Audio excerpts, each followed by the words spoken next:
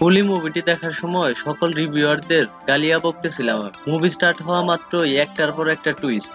আমি চিন্তা করতেছি এত খারাপ রিভিউ কেন দিচ্ছে সবাই। বিশ্বাস করেন ভাই, যখনই ইন্টারভেলটা হবো মাত্র ফার্স্ট হাফের সমাপ্তি হলো, আমি আর বসেই থাকতে পারলাম না। সরি বললে উঠলাম সকল রিভিউয়ারদের উদ্দেশ্যে। হ্যালো গাইস, এক্সপ্লোরেশনে আপনাদের সবাইকে স্বাগত।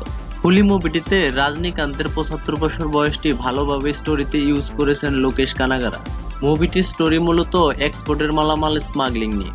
মুভিটি দেখার সময় এটাই শুরুতে বুঝতে পারতেছিলাম না আমি মেন ভিলেনটা আসলে কে। আমির খান হয়তো হবে। আমির খানের দাহা ক্যারেক্টার লাস্ট দেখে তো উল্টে এসে পড়েছে আমার। কি আয় যারা ক্যামিও, পুরো ওয়েস্ট করেছি টাইম মুভিটি দেখে। তো গাইস, মুভিটি স্টার্ট হয় এক্সপোর্টের মালামাল কুলিরা লোড আনলোড করছে এমন সিন দিয়ে। সেই জায়গার লিডার শৌবিন শাহিদ ইয়ানি দেয়া ৮ বছর যাবৎ সাইমনের খুব খাস লোক হয়ে কাজ করেছে।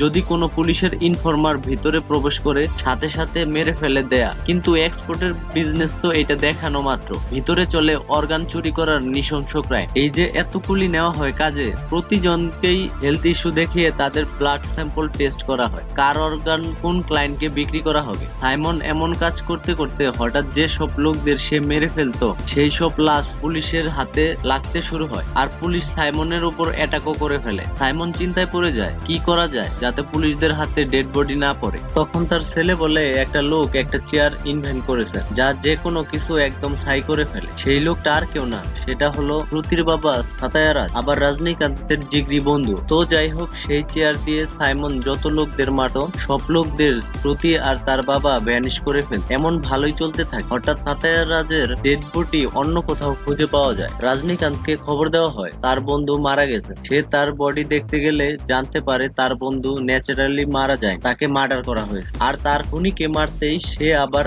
ইল্লিগাল কার্যক্রম করতে থাকে। ওই চেয়ারটি দিয়ে মানুষ ভ্যানিশ করতে থাকে। পরে জানতে পারে সাত্যারাজকে মেরেছে দেয়া, বাট মরার আগে দেয়ার কানে কিছু একটা বলে যায় সাত্যারাজ। সেটা ছিল পাওয়ার হাউস। রজনীকান্তের ৩০ বছর পুরনো একটা অতীত থাকে। ৩০ বছর আগে রজনীকান্ত পুলিশ ছিল। সে পাওয়ার হাউস ব্র্যান্ডের পয়েন্ট শুধু খেত। সাত্যারাজ কসম দিয়েছিল যাতে সে আর কখনো মদ না খায়। মরার আগে তার সে কসম তুইলা নিল। আর পরে আবার মদ খেতে খেতে দেবা মানুষ মারতে থাকে। আর সেই ৩০ বছর অতীতেই দেবার ডান হাত থাকেন উপেন্দ্র রাও। ওর জন্যই মূলত মুভিটি রেটেড ঘোষণা দিয়েছে সেন্সর বোর্ড। তো যাই হোক, মুভিটিতে শুধু কেমিওই, বাট কোনো কাজেরই না। ফার্স্ট হাফ স্টোরিটা অনেক টান টান ছিল, এরপর কি হবে এরপর কি হবে। সেকেন্ড হাফে একদম হেগে দিয়েছে মুভি। লাস্ট ১৫ মিনিটে আমির খানের এন্ট্রি হয়। এসে ৩০ বছরের পুরনো দেওয়াকে চিনে ফেলে সে। তাকে নাকি দাহা অনেক জায়গায় খুঁজতেছে পার্টনার বানানোর জন্য।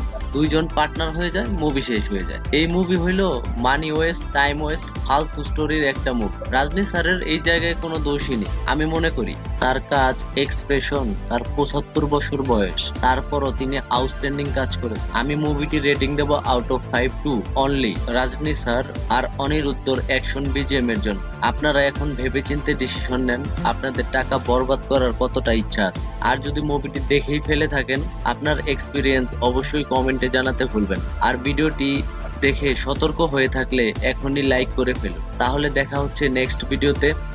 আর হ্যাঁ, এমন বায়োগ্রাফি আর মুভি রিলেটেড আপডেট পেতে আমার চ্যানেলকে সাবস্ক্রাইব করে পাশেই থাকুন। ধন্যবাদ।